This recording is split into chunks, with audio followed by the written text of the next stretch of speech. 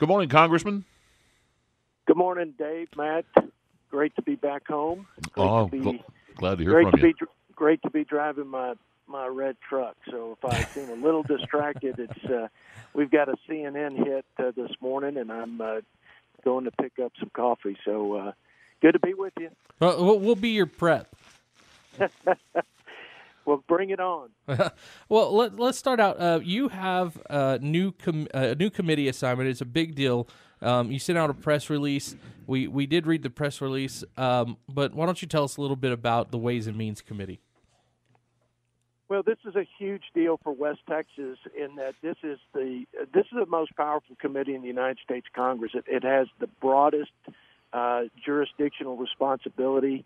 About 75% of all the bills emanate from the Ways and Means Committee.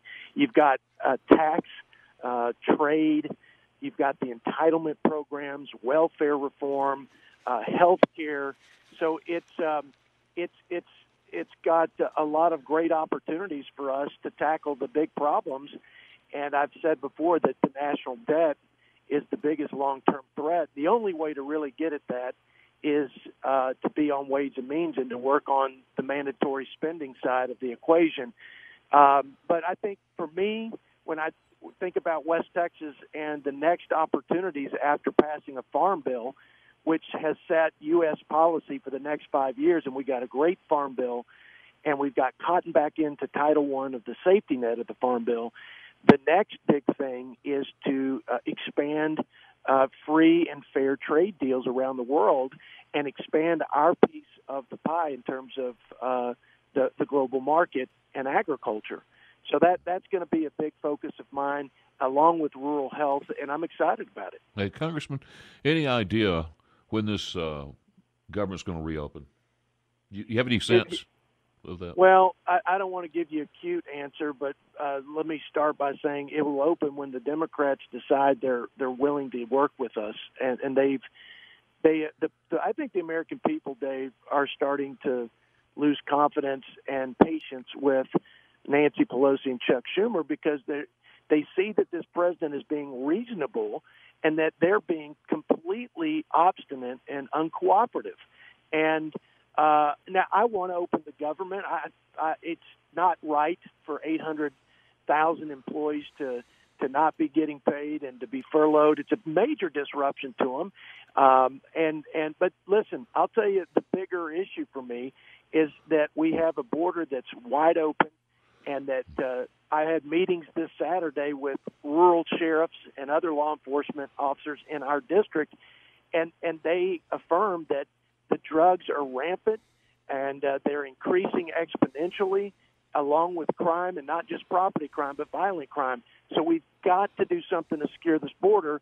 And I'll end with this on this shutdown. If the Democrats don't show a willingness after the president put this latest proposal out there, then I'm calling on the president to declare a national emergency, turn the government on, build the wall, and let's move this country forward.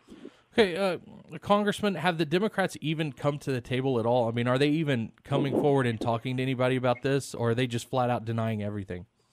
It is. They are so fixed and dug in for purely political reasons. They don't want to give the president a win. They don't want, it's kind of like they hate the president more than they love the country sort of thing. I mean, I know they love the country, but at some point, all of us, including myself, we have to put the country's interest above our political interest. And they're not willing to do that at this point. They haven't been willing to do it. I went to a lunch with the president the other day, and I thought I was going to be there with Republicans and Democrats because Democrats were invited. Not a single Democrat showed up. So no, they're not even showing up, let alone negotiating in good faith. Now I'm just looking at some of the headlines here and there, as well as I watched Saturday. Well, I watched it on YouTube, but I watched the Saturday Night Live Open, and Saturday Night Live is usually very anti-Trump. They had Donald Trump on there. Of course, they made him look bad, but they also kind of hit the Democrats pretty hard too, as if and to me it seems like the liberals may be looking at the Democrats and saying, "Hey, why aren't you doing something?"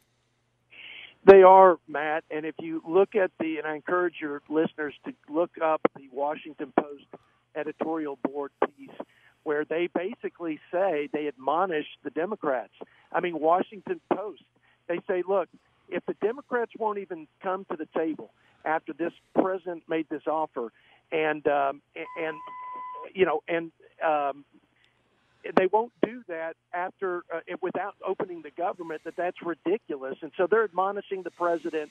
I mean, not really the president. They're admonishing the Democrats for not being willing to work with him. You got to read it. I'm a little distracted here as I'm driving, but that's fine. The Washington Post editorial, and they're really focused on the Democrats and trying to push them to find compromise. Yeah. Well, I'll tell you, along that line, this morning there's a great opinion piece on the Fox News website by Liz Peek, and it's entitled 2 Years of Trump Hatred and Democrats' Resistance Has Accomplished What Exactly? You read that article. It's excellent. It's an excellent take on the Democrats and how crazy they've become. Yeah. Well, they have, and we saw that all last year. They wouldn't work with us on much of anything, even though 75% of the bills that we worked on, we reached out and got Democrat sponsors. It is a hatred for Trump, and I think more so than just our agenda. Maybe for the first time in a long time, it's personality. And I think they know that this president has been successful in spite of all that baloney. He has been one of the most productive presidents in modern history, and they don't want him to have. I mean, I think one of the few things remaining for him to advance and to accomplish is the border wall and border security. And so it's sad, but unfortunately, I think the political motivation has got them in an intractable position right now. Yeah, Congressman, let's take a quick break. Can you hold on through this break? You bet. Okay, you bet. We'll be back with more right after this. And we're back on KFYO Mornings with Dave King and Matt Martin. And again, on the phone this morning is our Congressman Jodey Arrington.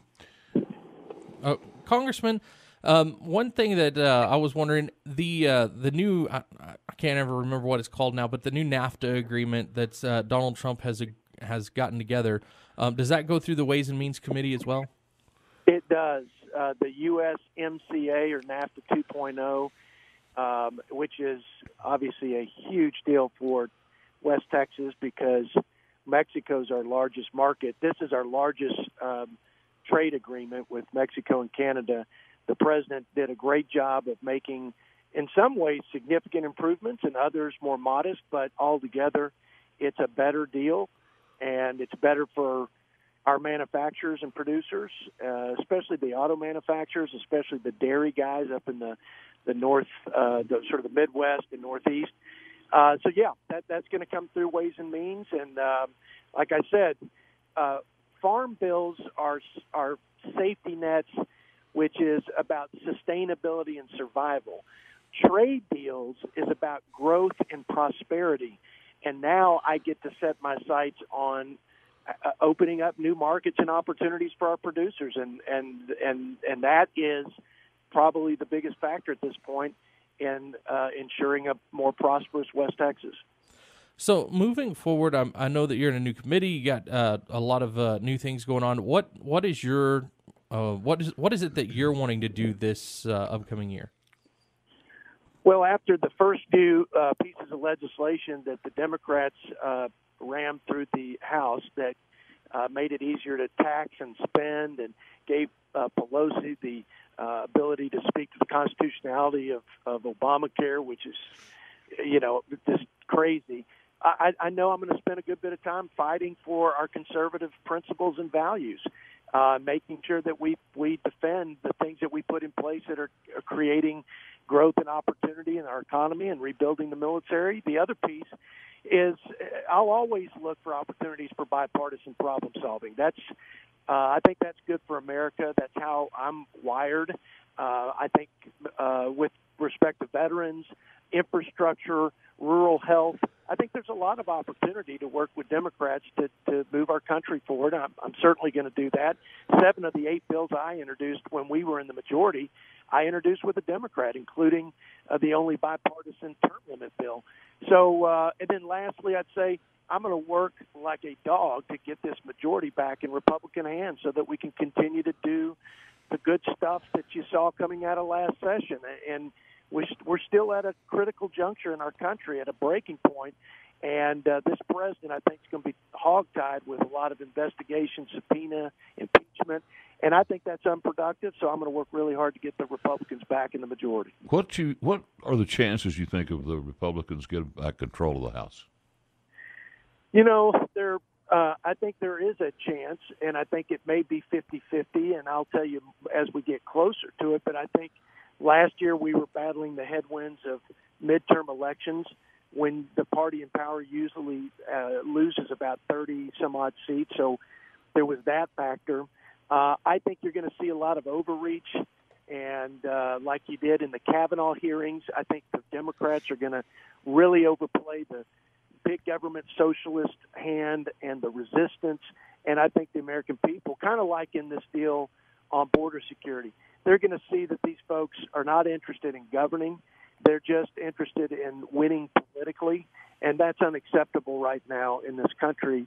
And we want to change the culture in Washington where it's always unacceptable, whether you're a Republican or a Democrat. So I think the way this plays out, the president will have a better path to a second term, and I'm hopeful that we're going to be able to get the majority back. And I think that's a real probability. Okay, so one of the things that I've been worried about is this, infrastructure bill. There's definitely a need for it. What protections are there that it's not just giving every one of the representatives and the senators a shopping cart to go get whatever they need for their district? Well, I think that's a good point. It doesn't need to be just a big pork barrel. It needs to be a way to improve our dilapidated and just outdated infrastructure. There's certainly a need to do that with respect to energy and sort of the highways and byways. And our economy's growing, but there are a couple of things that we've got to do if we want to continue to see this phenomenal growth. One is we have a shortage of labor, so we got to deal with that. And the second is building out the infrastructure. I think the oversight's important. I think transparency is important. I'm big on states' rights and state sovereignty. So I want to see the state of Texas come up with their plans, and we need to review those, but they need to have discretion because, Matt, the state of Texas and the local and regional governments are more accountable to the people. So I think that's the way it ought to work.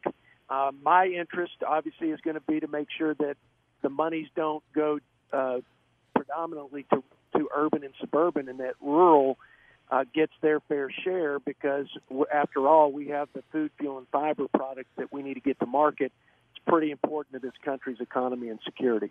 Yeah. And Congressman, we've only got a couple minutes left. Is there anything specifically that you want to talk about? You know, I just want to say, with this shutdown and the debate on border security, I want my folks to know here that the first job of the federal government, the most important job, is the safety of our people. And we spend billions of dollars in Texas, and we risk the lives of our law enforcement where we're not giving them the proper tools. And we see communities and families being destroyed by drugs and other criminal activity that's coming over. It's real. But I also want to say that I know the majority of folks coming are coming for a better quality of life for their families. So we need to fix the legal process, and we need to secure the border, and that's my top priority right now. And I'm fighting for the things that we believe. Hey, Congressman, in West Texas. We're coming up on a hard break, but we always love to have you on the show. It always it's enlightening. Have a great day. Thank y'all. Go West Texas.